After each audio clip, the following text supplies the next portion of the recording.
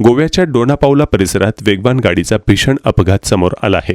रविवारी रात्री एका बिझनेसमनच्या मुलाने आपल्या भरधाव मिनी कूपर कारने मोटरसायकलवरून जाणाऱ्या 2 हॉटेल कर्मचाऱ्यांना जोराची धडक दिली।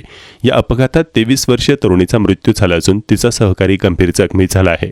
घटनेनंतर पोलिसांनी आरोपी चालक डेरियस डियास याला अटक केली आहे।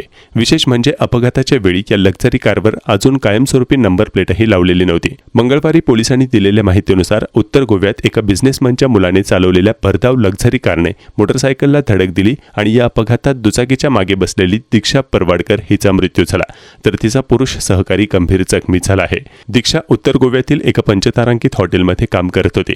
नाईट शिफ्ट संपल्यानंतर ती घरी परतत असताना हा अपघात झाला। पोलीस या संपूर्ण प्रकरणाचा अधिक तपास करत आहेत। पोलिसांनी सोमवारी बिझनेसमनचा मुलगा डेरियस डियास याला अटक केली।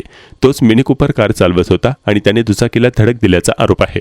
डियासने पोलिसांना सांगितले की कारवर तात्पुरती नंबर प्लेट लावलेली होती, जी वाहनाचे प्रादेशिक परिवहन कार्यालयात नोंदणी होण्यापूर्वी लावली जाते।